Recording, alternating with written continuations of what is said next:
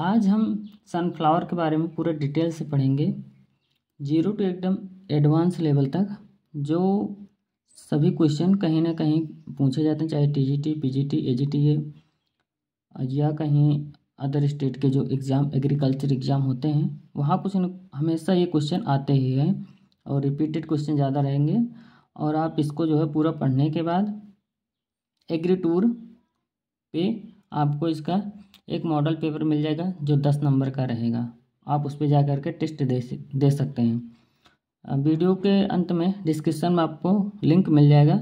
Link पर click करते ही आप डायरेक्ट जो है गूगल फॉर्म में पहुंच जाएंगे और टेस्ट आराम से दीजिएगा। टेस्ट देने के बाद आप फिर जो है यूट्यूब पे आइएगा और यहाँ पे उसका फीडबैक बताइए कि वो आपको कैसे लगा। तो चलते हैं सनफ्लावर के बारे में पढ़ते हैं पूरे डिटेल से।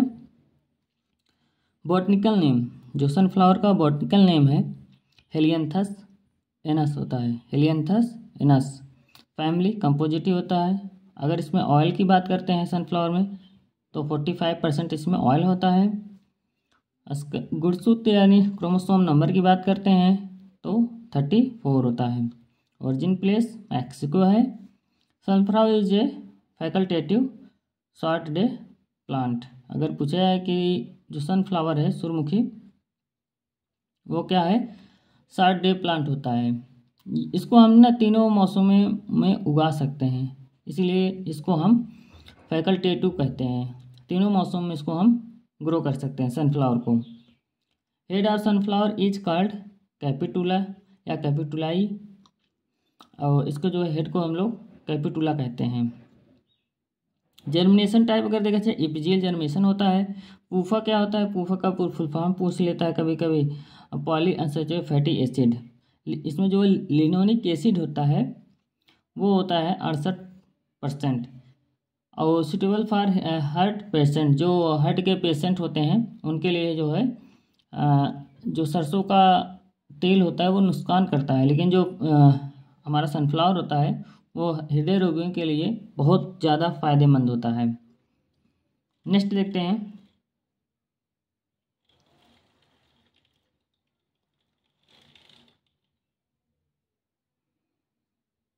इन्फ्लोरेसेंस। इन्फ्लोरेसेंस पुष्पक्रम जो होता है, इसका पुष्पक्रम कैपिटुलम या डिस्क लाइक जो फ्लावर होते हैं उसको हम हेड कहते हैं। और अगर इन्फ्लोरेसेंस की बात की जाए कैपिटुलम जो उसके पुष्पक्रम होते हैं कैपिटुलम होता है। अगर पॉलिनेशन या बात किया जाता है तो हनी बी के द्वारा इसमें पॉलिनेशन होता है, यानी इसके अंदर क्रॉस पॉलिनेशन होगा।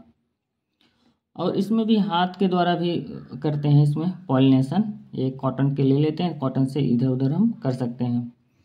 क्लाइमेट की बात करते हैं, can be grow kharif, rabi and spring season.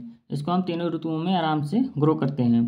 अगर टेम्परेचर इसका पूछा जाए कितना होता है तो 20 से 25 अंश सेल्सियस, लेकिन ये सब ज़्यादा मैटर नहीं करते हैं। सब ज़्यादा पॉलिनेशन पूछा जाता है, इन्फ्लोरेसेंस पूछा जाता है और पूफा का फुल फॉर्म पूछा जाता है। नेक्स्ट देखते हैं रेनफॉल। रेनफॉल हमारा जो है 500-700 mm होता है।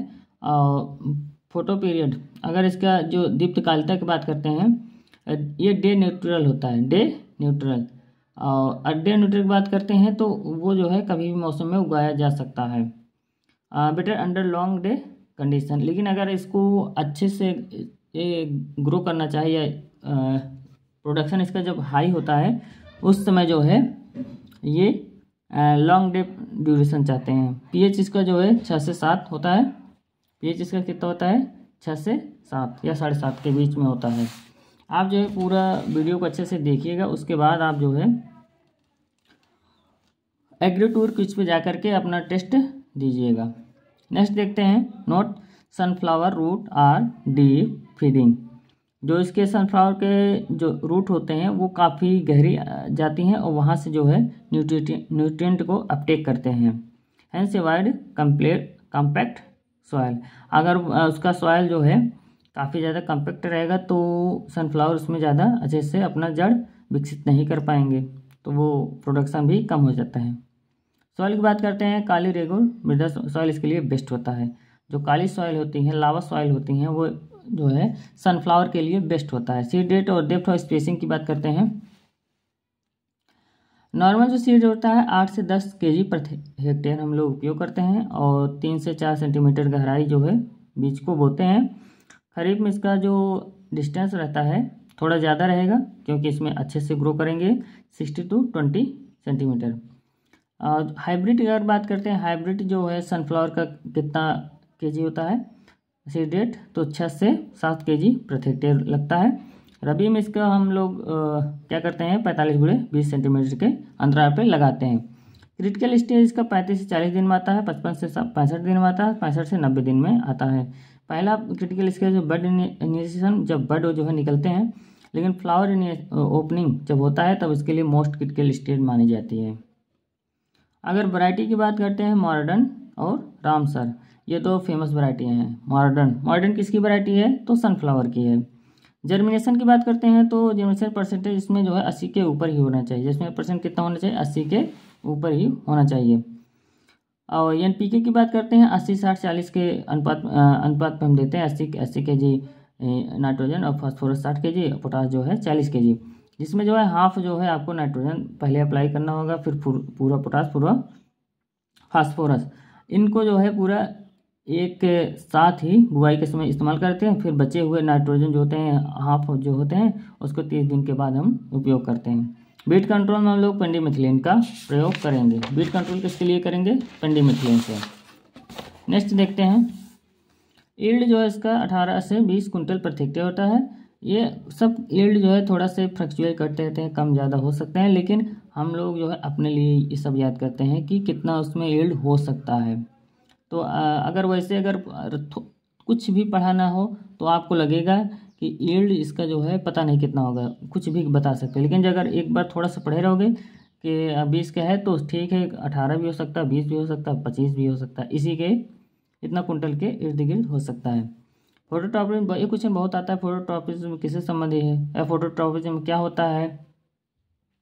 तो इसमें जो होता है head face the sun, head face the sun. इसमें क्या होता है कि जो उसके हेड होते हैं वो सन की तरफ जो है, जैसे सुबह उठेंगे सूर्य जैसे निकलेगा और जैसे जैसे उसके जो है दिशा चेंज होते हैं, सेम वैसे जो है इसका भी चेंज होता है। ये किसके लिए होता है, वो क्योंकि चाहता है कि ज़्यादा प्रकाश वो अपने अंदर रखे, इसीलिए सन के तरफ हमेशा मुँह करके रहता है। ठीक है, आप पूरा जो है इसको वीडियो देखिए, आप जो है क्वेश्चन को आराम से कर सकते हैं। अगर इससे पहले भी अगर पूरा वीडियो नहीं देखे हैं तो आप लोग ज़रूर देखिएगा पूरा वीडियो, और क्विज पे जा करके, एग्रीट्यूड क्विज पे जा करके अच्छे से टेस्ट को दीजिएगा। इससे क्या होता है कि जितना हम पढ़े रहते हैं और क्विज से करने के बाद वो हमारे दिमाग में ऑटोमेटिकली बैठ जाते हैं। देखने के लिए आपको थैंक यू।